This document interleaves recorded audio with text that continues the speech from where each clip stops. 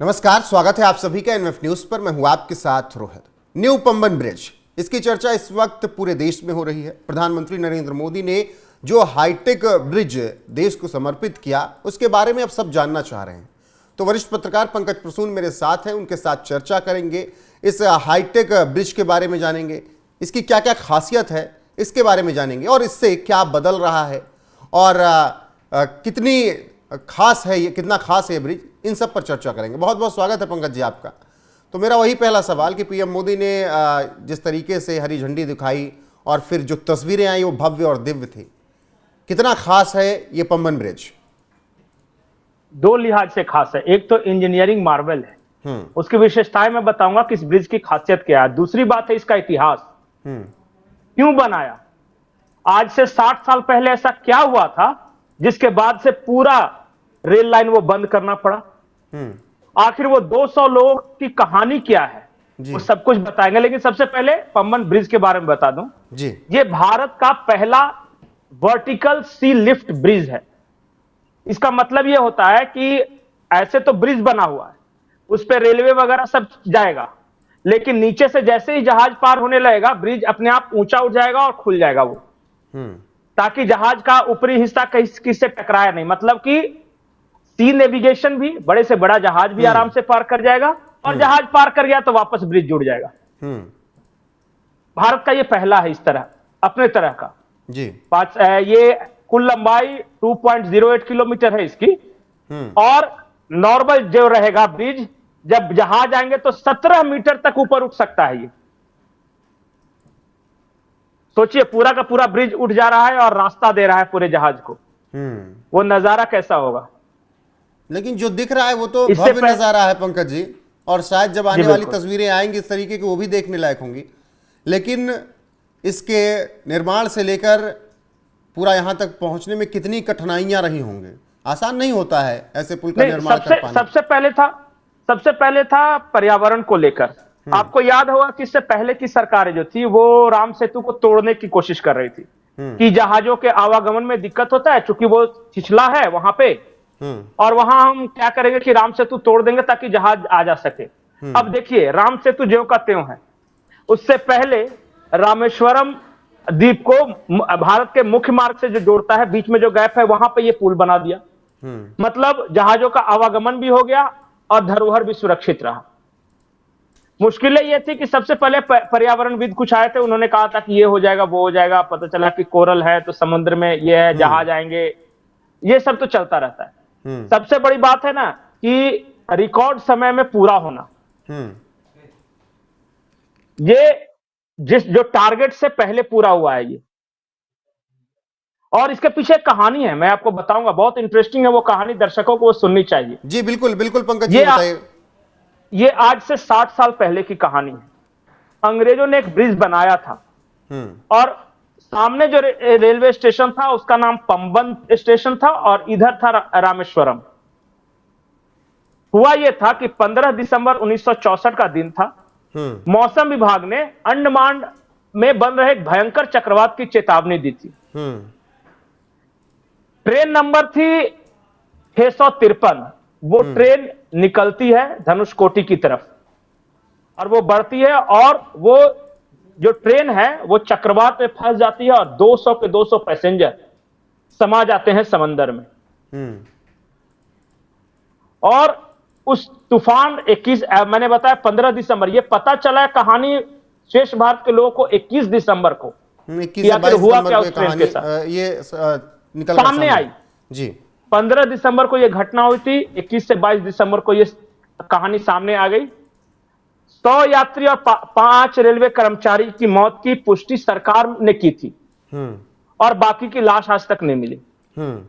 और सबसे बड़ी बात, जब आप जाइएगा, खैर अगर आपको डाइविंग का शौक है तो वो रेलवे अभी भी समंदर के नीचे है, पूरा डब्बा सब है, लोग देखने जाते हैं उससे। वही मतलब कि जैसे हम लोग इस पे पढ़ रहे थे कि मंत्रालय ने एक बयान जारी करके कहा था कि पंबन के पुल निरीक्षक अरुणाचलम कुमारस्वामी ट्रेन संचालित कर रहे थे। धनुषकोडी आउटर पर सिग्नल गायब हो गया और ट्रेन कुछ देर के लिए रुक गई।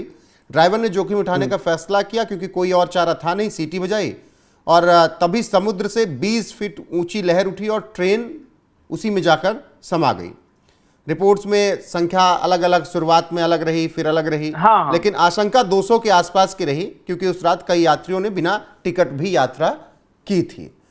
तो बिल्कुल वो इतना बड़ा हादसा, और उसके बाद से आज जो तस्वीरें दिख रही हैं, सोचिए, ये 60 साल पहले ये घटना हुई थी और उस वक्त से लेकर अभी तक बंद था।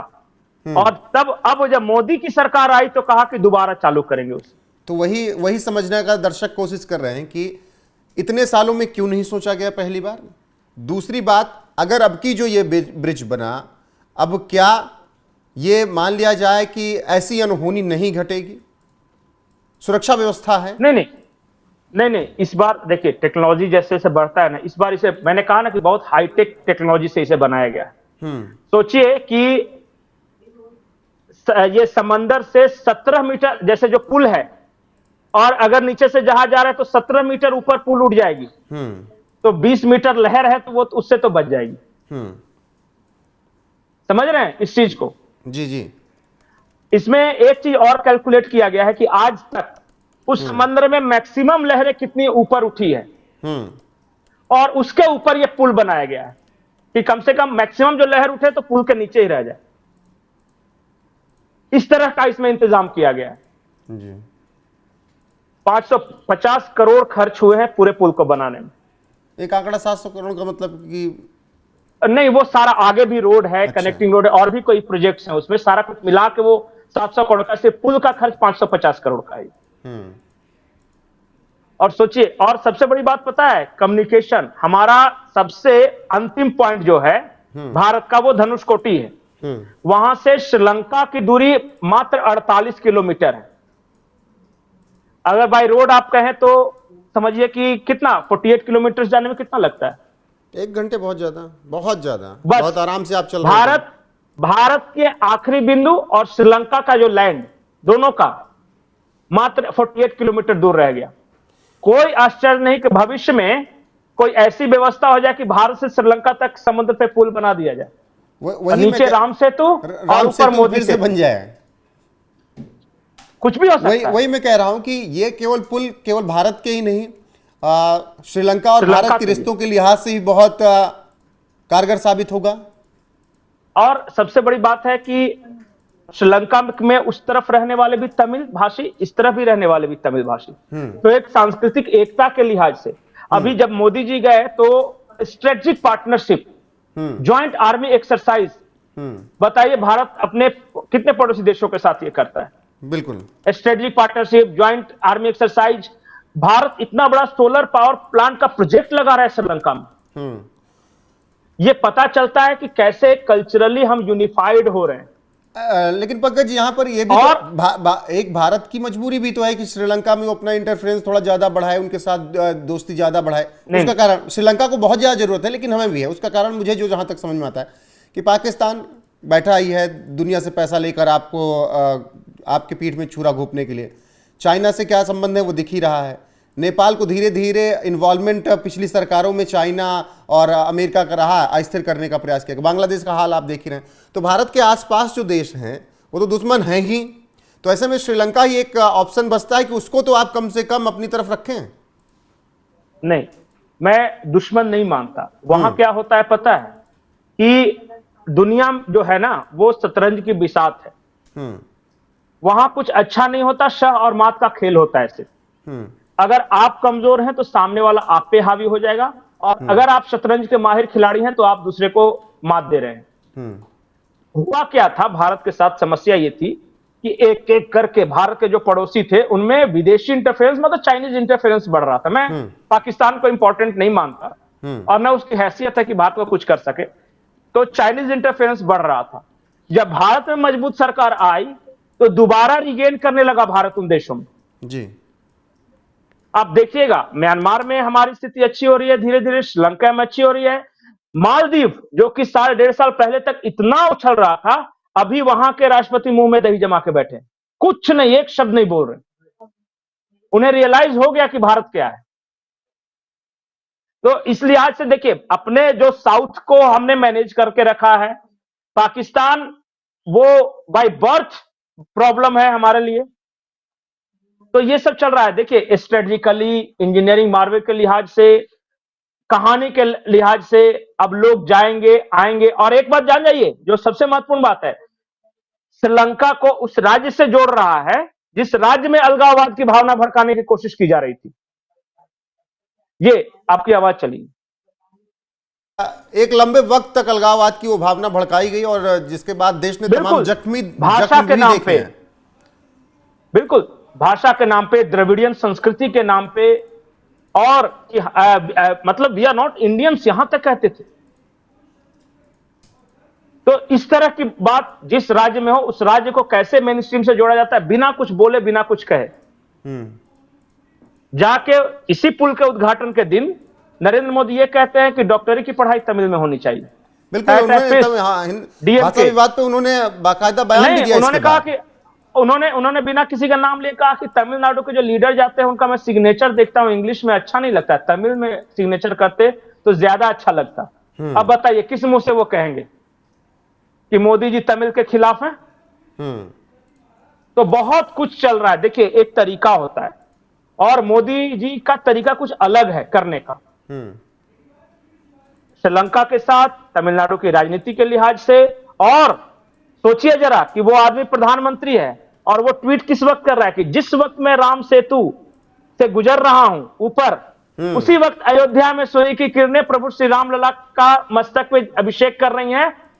राम जोड़ते हैं, राम सेतु और अयोध्या को जोड़ते हैं, मतलब we are one, unity in diversity. बिल्कुल, ये भी एक तरीका है। विजन मतलब क्लियर है कि नॉर्थ ईस्ट साउथ स्टेट्समैन कुछ नहीं इसी है, तरह बोलते हैं, सब मिलकर इंडिया है। ये नॉर्थ ईस्ट साउथ जो बांट कर लोग राजनीति कर रहे हैं, कुछ नहीं है। उन सबको जवाब था रामेश्वरम से। बाकी जो तो नज़ारा आप लोग देख रहे हैं, मुझे लगता है कि ऐसे नज़ारे तो पहले पिछले कुछ सालों में शायद नहीं दिखे होंगे भव्यता और दिव्यता के मामले में।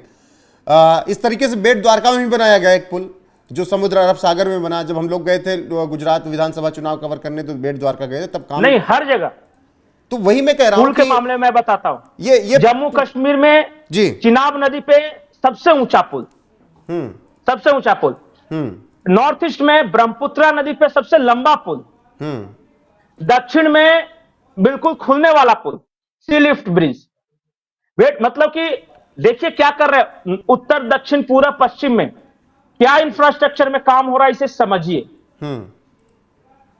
अब जिन लोगों का विजन ही नहीं है, आंखों पे पट्टी बांध के रखे, उन्हें तो कुछ नहीं दिखाई दे, लेकिन जो देख रहे हैं वो देख रहे हैं कि क्या परिवर्तन आ रहा है। त्रिपुरा में रहने वाले लोग पहले कलकत्ता उतरते थे, वहां से फ्लाइट पकड़ के जाते हैं, सीधे बाई रोड पहुंच जाते हैं, समय कम। ब्रह्मपुत्रा पे ब्रिज, ठीक है पंकज जी, वो चाहे ब्रिज की बात हो, वो चाहे एयरपोर्ट की कश्मीर बात हो। कश्मीर घाटी के लोग ये कहते थे कि हम पाकिस्तान की तरफ रास्ता खोलेंगे। आज बारामूला में रेलवे स्टेशन है और अंदर तक है, वहां से सीधे माल लोड किया, दिल्ली के बाजार में गिर गया, सेब शाम को लोड किया, सुबह सुबह मार्केट में आपको मिल रहा है, दिल्ली वाले खरीद रहे हैं। ये परिवर्तन नहीं है, क्रांति नहीं है। ये क्रांति सिर्फ सड़कों पर हुल्लड़ मचाना क्रांति थोड़ी ना है। बिल्कुल, क्रांति जो है, जो क्रांति है, जो देखना चाह रहे हैं वो देख रहे हैं। वो चाहे पुल की बात हो, वो चाहे एयरपोर्ट्स की बात हो, वो चाहे रोड की बात हो, ट्रांसपोर्टेशन की बात हो, बहुत कुछ सुधरा इन सरकारों में और ये तस्वीरें दिख रही हैं। काम अगर अच्छा होता है तो उसकी तारीफ बनती है। बाकी गलती निकालने वाले गलती निकाल रहे हैं, सोशल मीडिया पर आप जाकर देख सकते हैं उनको।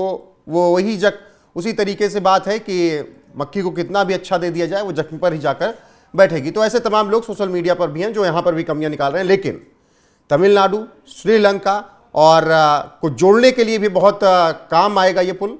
और ये जिस तरीके से प्रधानमंत्री नरेंद्र मोदी ने और भी बातें कही, वो ये बताता है कि वो पूरे देश को एक सूत्र में बांधना चाहते हैं, नॉर्थ ईस्ट साउथ बांटना नहीं चाहते हैं। फिलहाल आप न्यू पंबन ब्रिज को देखने के बाद क्या कुछ कहना चाहते हैं? जब हमने पूरी उसकी खासियतें बता दी, कितना इंपॉर्टेंट है भारत के लिए वो बता दिया, इतिहास क्या रहा उसका, कब से बंद रहा और क्यों इतने साल लग गए खुलने में, वो सब जानकारी दी, तब अपनी राय कमेंट करके जरूर बताइएगा। ये सब सुनने के बाद वीडियो को शेयर कीजिएगा, लाइक कीजिएगा, चैनल को सब्सक्राइब करना ना भूलिएगा। बने रहेगा हमारे साथ। नमस्कार।